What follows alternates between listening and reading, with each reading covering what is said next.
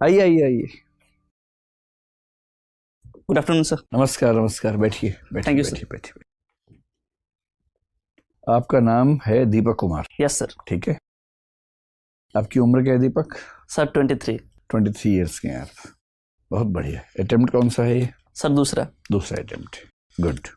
बहुत कम उम्र में जो बच्चे यहाँ आते हैं, हमें लगता है कि उनको तो निश्चित रूप से प्रेफरेंस मिलनी चाहिए।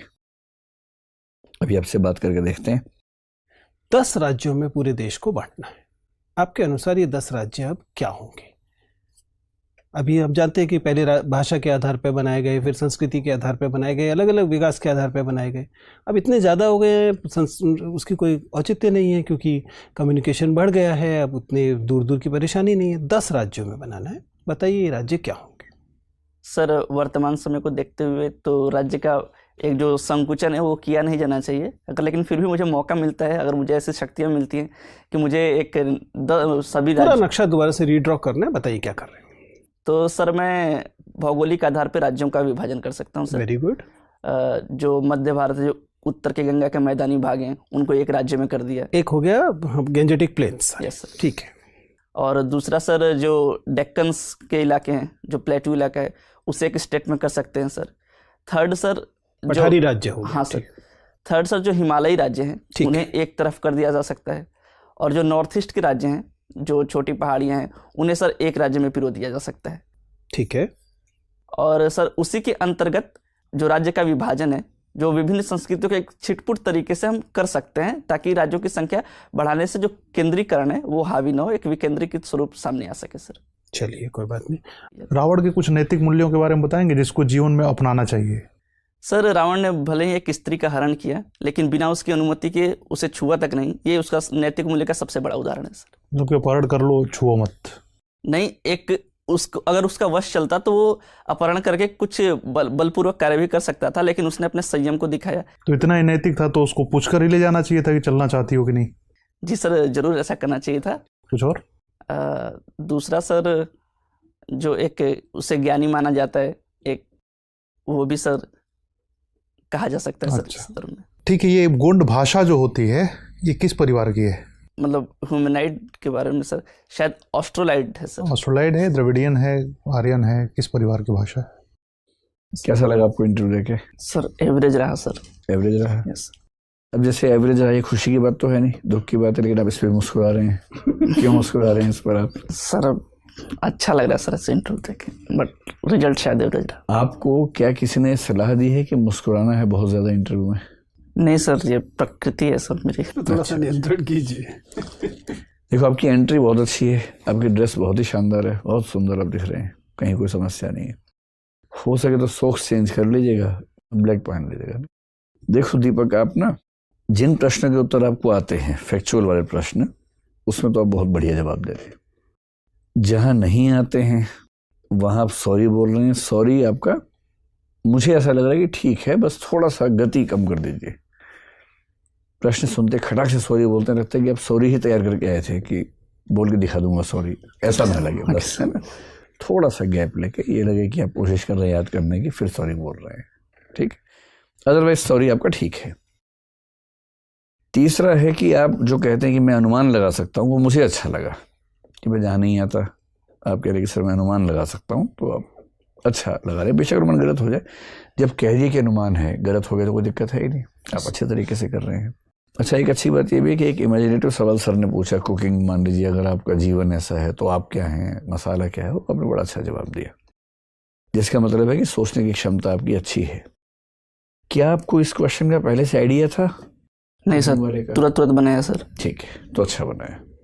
लेकिन अगर तुरंत बनाया आपने, तो फिर ये बताओ कि जब मैंने प्रकाश का इतिहास पूछा तो मुझे बार बार आपको ट्रैक पे लाना पड़ा कि मैं प्रकाश का इतिहास पूछ रहा हूँ, दीपक का धार्मिक पूजाओं का इतिहास नहीं पूछ रहा हूँ। ऐसा क्यों हो रहा था? सर आपको देख के एजिटेट हो गया। तो ये कोई बात नहीं है, लेकिन गोटोल आपने अच्छा बताया, लेकिन गोटोल तो आपको पता होना चाहिए ना, उसमें तो सेक्सुअल एजुकेशन भी उसका पार्ट होता है। सर मुझे एक्चुअली याद नहीं था, मुझे लग रहा था कि होगा सेक्सुअल एजुकेशन, लेकिन पूर्ण नहीं था, इसलिए सर वो बोलती। अच्छा, कोई बात नहीं, लेकिन अब क्योंकि उस ट्राइब से हैं और उस ट्राइब के बहुत यूनिक फीचर्स में एक ये है कि एस्ट्रोनॉमी है, तो पता होना चाहिए आपको उसके बारे में। अब एस्ट्रोनॉमी का जिक्र आने पर आपने कहा कि उसकी क्लॉक अलग तरीके से है और वो पृथ्वी की गति के अनुसार है, और पृथ्वी की गति कौन सी है आपको नहीं पता है। तो जब आप खुद एक विशेषता अपनी ट्राइब की बता रहे हैं तो उसमें आपको ठीक से पता होना चाहिए, पढ़ा होना चाहिए आपने, है ना। फिर ट्राइबल पॉलिसी ऑफ इंडिया जो है वो आपको पता होनी ही चाहिए, उससे बचने का स्कोप ही नहीं है। किसी भी एंथ्रोपोलॉजी की किताब को उठा लीजिए, इंडियन एंथ्रोपोलॉजी की, उसमें ट्राइबल पॉलिसी पे अच्छा चैप्टर मिल जाएगा, उसको ध्यान से पढ़ लीजिए। फिर भोजपुरी फोक म्यूजिक वाले प्रश्न में टालो मत, बात को एक्सेप्ट करो कि हाँ सर, इन सभी राज्यों में जैसे समाज का सोचने का तरीका है वैसे उसके गीत में आता है, क्योंकि लोकगीत तो आमतौर पर मनोरंजन के लिए बनते हैं। ये तो एग्जाम्पल देकर समझाइए कि सर जैसे इसमें रंगभेद दिखता है। जैसे मैं हरियाणा से हूँ, वहाँ का सबसे प्रसिद्ध गीत है जीजा तू काला में गोरी घड़ी, रंगभेद का गीत है। इसमें क्या परेशानी है? आपकी जो कल्चर है भोजपुरी लैंग्वेज में, उसमें ऐसे कई गीत होंगे जिसमें कहीं रंग भेद होगा, कहीं जाति भेद होगा, कहीं लिंग भेद तो भरा होगा, महिलाएं केवल सुंदर वस्तु के रूप में आती होंगी। तो ऐसे कुछ उदाहरण देके आप समझाइए अगर ऐसा कोई प्रश्न पूछा जाए ना। जो सबसे बड़ी चिंता की बात है कि अंत में मैंने आपसे पूछा जोक सुनाओ, और आपने जो सुनाया है उसमें आपने एक शब्द का इस्तेमाल किया, एक। आप समझ रहे हैं कि आईएएस के इंटरव्यू के बोर्ड में इन शब्दों का प्रयोग इसका क्या मतलब होगा? सर मैं तैयार ही नहीं था, मुझे समझ नहीं आया कि मैं क्या बोल रहा हूँ। ये प्रश्न इसीलिए होता है कि आप तैयार नहीं है। अगर ये भी सिलेबस में लिख के देंगे कि जो याद करके आओ, तो फिर क्या पूछने को रह जाएगा? ये जो इंस्टेंट रिएक्शंस होती हैं उससे पता लगता है कि दरअसल उस व्यक्ति का सोचने का तरीका क्या है।